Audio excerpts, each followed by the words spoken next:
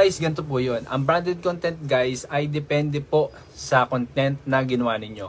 Kapag ito po ay high quality content at nagustuhan po ito ng mga branded companies, branded products, ito po ay magme-message sa inyo tungkol po sa collaboration na mangyayari. Okay? So magme-message po sa inyo kung ito po ay inyong tatanggapin para po kayo ay kumita.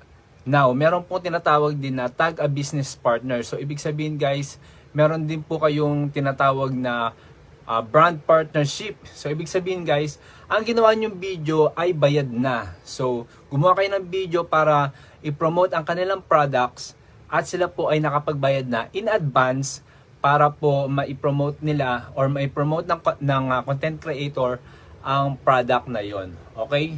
So yun guys ang pagkakaintindi ko po sa brand content at sa tag business partner. Yun lamang guys, sana po may natutunan.